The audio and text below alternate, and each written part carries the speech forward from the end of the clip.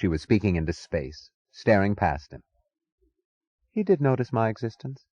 Even though I can't lay railroad tracks for him and erect bridges to the glory of his metal, I can't build his mills. But I can destroy them. I can't produce his metal, but I can take it away from him. I can't bring men down to their knees in admiration, but I can bring them down to their knees. "Shut up!" he screamed in terror, as if she were coming too close to that fog-bound alley which had to remain unseen.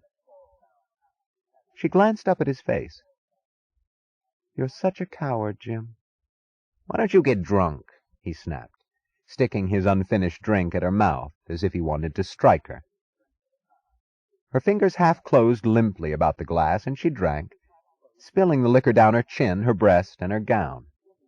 "Oh, hell, Lillian, you're a mess," he said, and not troubling to reach for his handkerchief, he stretched out his hand to wipe the liquor with the flat of his palm.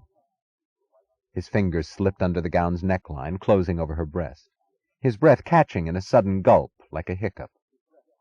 His eyelids were drawing closed, but he caught a glimpse of her face leaning back unresistingly, her mouth swollen with revulsion. When he reached for her mouth, her arms embraced him obediently, and her mouth responded, but the response was just a pressure, not a kiss.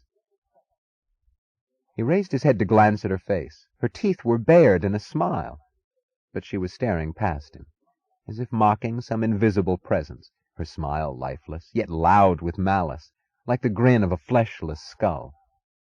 He jerked her closer to stifle the sight and his own shudder.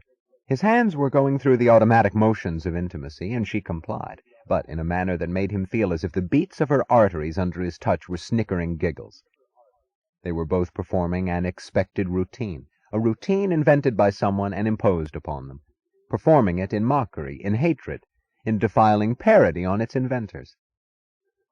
He felt a sightless, heedless fury, part horror, part pleasure, the horror of committing an act he would never dare confess to anyone, the pleasure of committing it in blasphemous defiance of those to whom he would not dare confess it.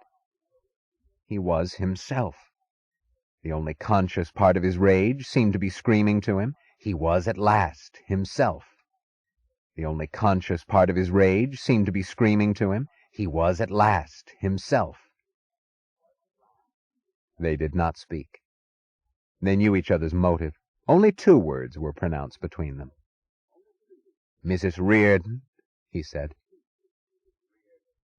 They did not look at each other when he pushed her into his bedroom and onto his bed, falling against her body as against a soft, stuffed object.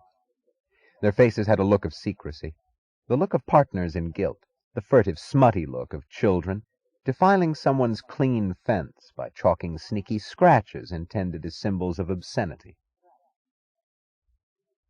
Afterward, it did not disappoint him that what he had possessed was an inanimate body without resistance or response. It was not a woman that he had wanted to possess. It was not an act in celebration of life that he had wanted to perform, but an act in celebration of the triumph of impotence.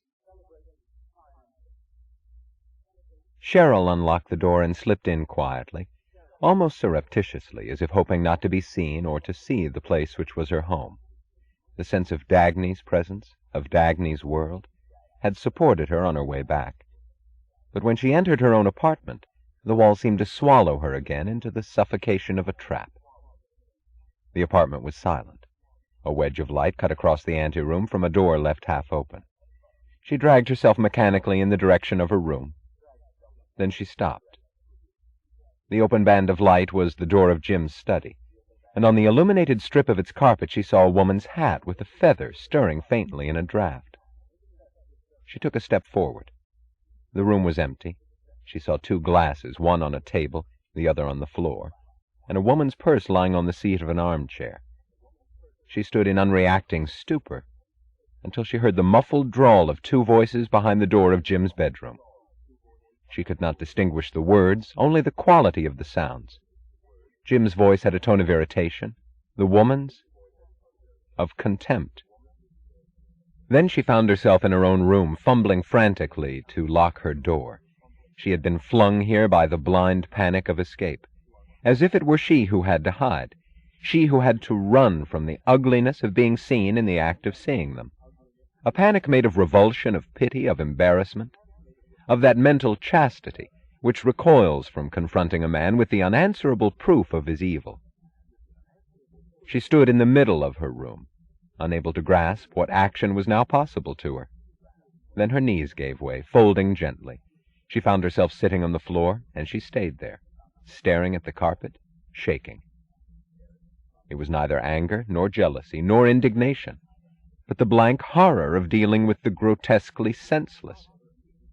It was the knowledge that neither their marriage, nor his love for her, nor his insistence on holding her, nor his love for that other woman, nor this gratuitous adultery had any meaning whatever, that there was no shred of sense in any of it, and no use to grope for explanations.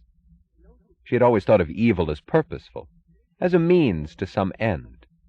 What she was seeing now was evil for evil's sake. She did not know how long she had sat there when she heard their steps and voices, then the sound of the front door closing.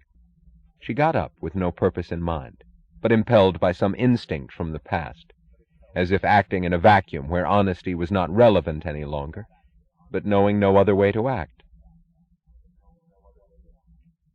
She met Jim in the anteroom. For a moment they looked at each other as if neither could believe the other's reality.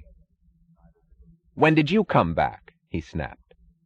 "How long have you been home?" "I don't know." He was looking at her face. "What's the matter with you?" "Jim, She struggled, gave up, and waved her hand toward his bedroom.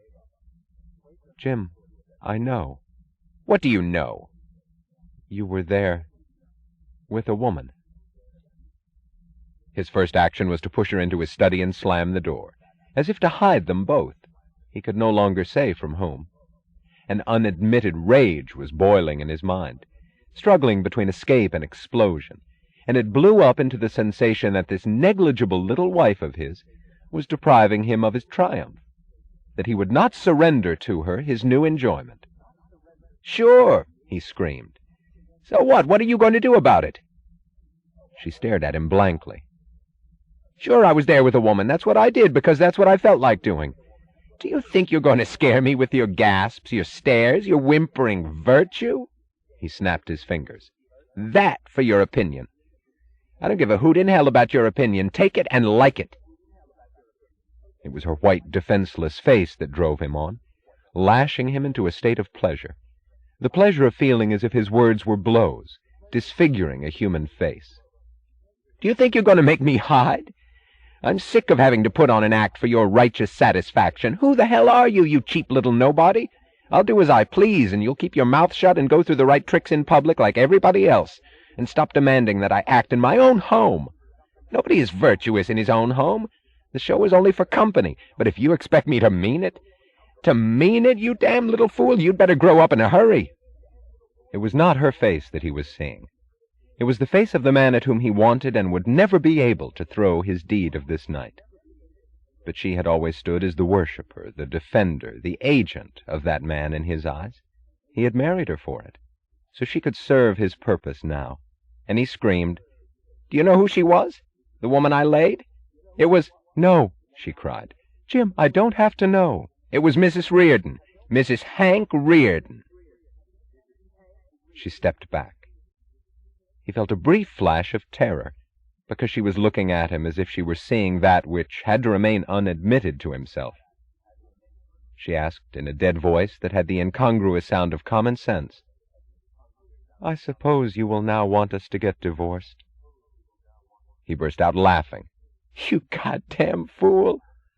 You still mean it. You still want it big and pure. I wouldn't think of divorcing you, and don't go imagining that I'll let you divorce me. You think it's as important as that? Listen, you fool, there isn't a husband who doesn't sleep with other women, and there isn't a wife who doesn't know it, but they don't talk about it.